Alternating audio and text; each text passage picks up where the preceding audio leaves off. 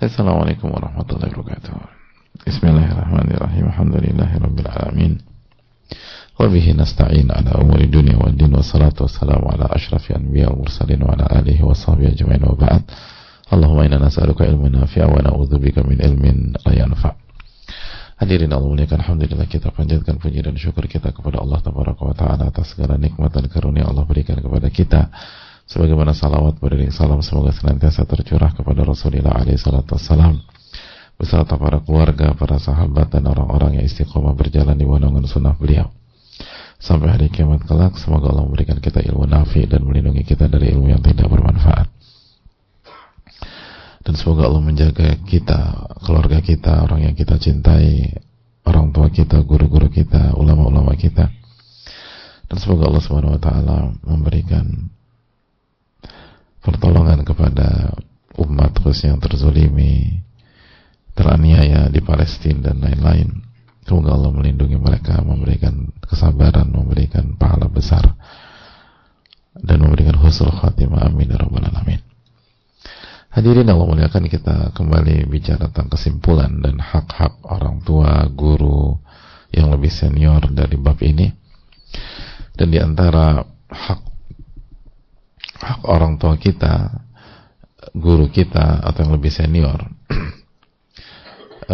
an ya'lam annahu mahma qaddama lan yablugha jaza'al walidain atau lan yablugha jaza'al walidain wa syuyukh. Hendaknya kita itu mengerti dan memahami bahwa sehebat apapun kita memuliakan, berbuat baik, berkhidmat dan memberikan sesuatu kepada orang tua, kepada guru, kepada ulama, maka kita tidak akan pernah bisa membalas jasa-jasa mereka, mau kasih apapun. Itu hak mereka. Jadi hak mereka adalah saat kita melihat beliau-beliau tersebut, kita harus punya, kita bukan hanya berbuat baik, tapi kita berbuat baik, kita berkhidmat, kita memuliakan, kita melakukan apa yang kita bisa dengan keyakinan sebesar apapun yang saya berikan, sehebat apapun yang saya kasih, sebanyak apapun yang saya berikan, itu nggak bisa balas jasa mereka. Sebanyak apapun yang kita kasih buat orang tua, buat guru, buat ulama, tetap kita punya hutang budi dengan mereka itu. Jadi hutang budi itu nggak akan pernah terbayar. Itu poin di bab ini, di poin ini. Anda mau ngasih apapun gitu. Anda bilioner misalnya, Anda kasih orang tua Anda 100 miliar, Anda kasih guru Anda 100 miliar, nggak bisa balas. Tetap aja orang tua Anda, guru Anda punya hutang, Anda punya hutang budi dengan mereka. Oke, gimana kalau aku kasih 1 T? Nggak ada. Anda kasih 1 T buat ayah ibu Anda, nggak bisa, belum bisa balas jasa mereka. Anda kasih 1 T buat guru Anda, belum bisa balas jasa mereka. Jadi jangan pernah merasa sok berjasa buat orang tua atau buat guru atau ulama. Gak akan bisa. Masih ingat hadits Abu Hurairah? Nabi SAW bersabda, la yajzi waladun walidah ila an yajidahu mamlukan fayashtariyahu fayu'tiqah. Seorang anak tidak akan bisa membalas jasa orang tuanya kecuali ini, satu kondisi. Ia mendapatkan orang tuanya budak, seorang budak, berstatus budak.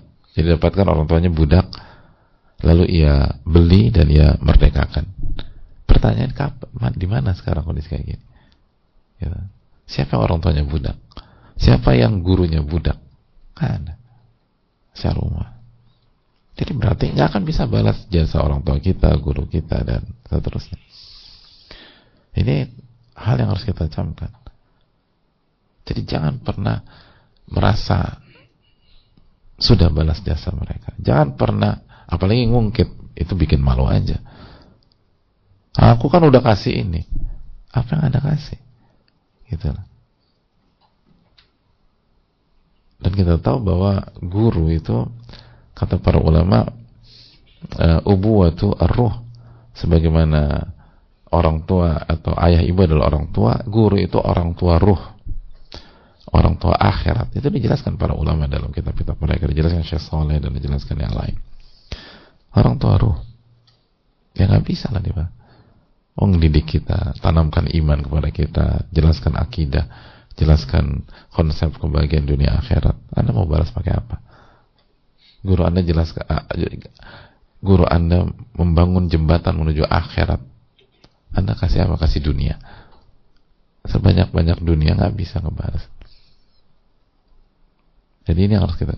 Jadi karena bukan hanya sekedar harus berbakti atau memberi. Karena memberi dan berbakti, lalu si anak, si murid berkeyakinan bahwa saya sudah balas mereka, itu fatal gitu. Bahkan saya udah kasih banyak buat mereka, itu lebih fatal. Bahkan mungkin dalam beberapa case mending nggak usah bantu sekalian gitu. Karena nanti dia jadi anak atau murid yang kurang ajar nanti, dengan alasan saya kan udah lakukan ini, saya udah lakukan ini. Anda mau kasih berapapun,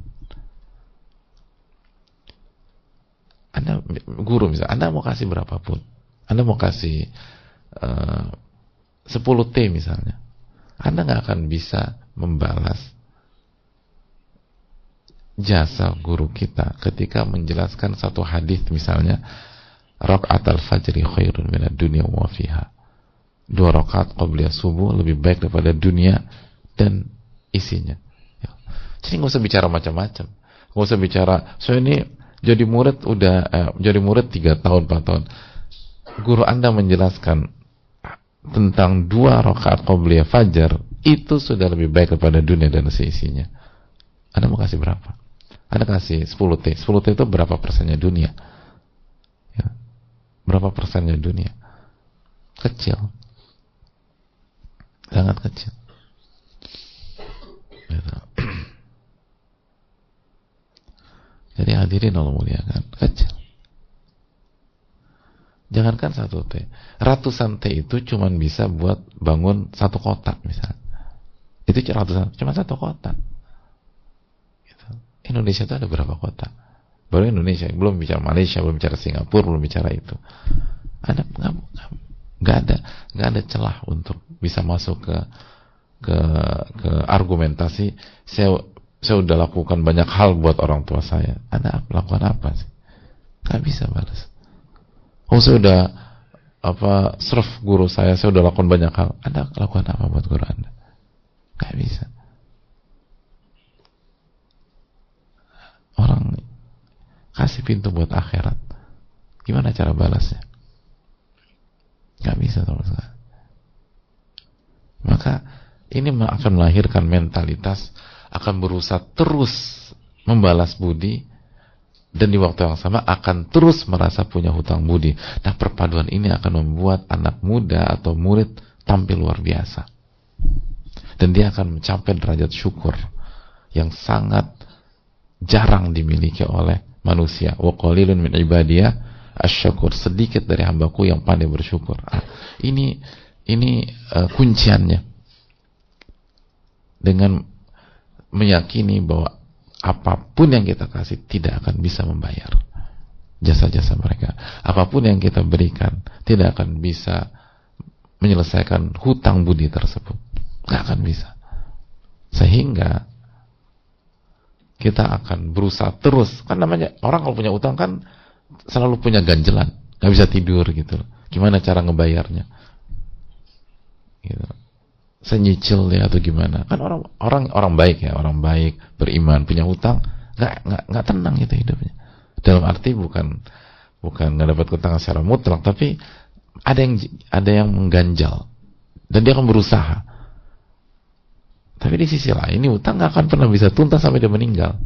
Jadi dia akan berkhidmat terus, dan dia akan bersyukur terus, dan dia akan memperbaiki performnya, dan disitulah tanpa dia atau dia sadari maupun dia tidak sadari, performa dia sebagai seorang manusia luar biasa,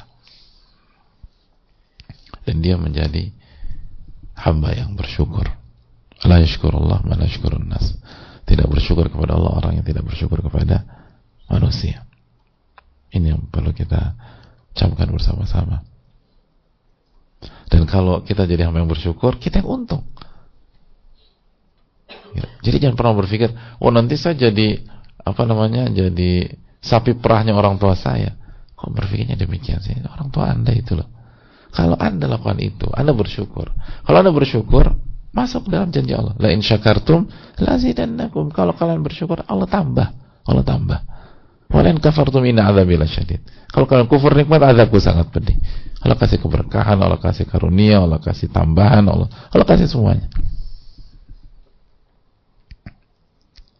Ini yang perlu kita camkan. Jangan pernah merasain. Dan jangan ikut-ikutan pola sebagian orang yang nggak tahu bersyukur kepada orang tua mereka, guru mereka, ulama mereka, dan seterusnya. Gitu. Kita dididik berbeda. Kita dididik untuk bersyukur, berkhidmat, dan seterusnya. Itu hal yang perlu kita camkan bersama-sama. Semoga Allah memberikan taufik kepada kita. Subhanallah, la ilaha illa anta, astaghfiruka wa atubu ilaik. Assalamualaikum warahmatullahi wabarakatuh. Syukran.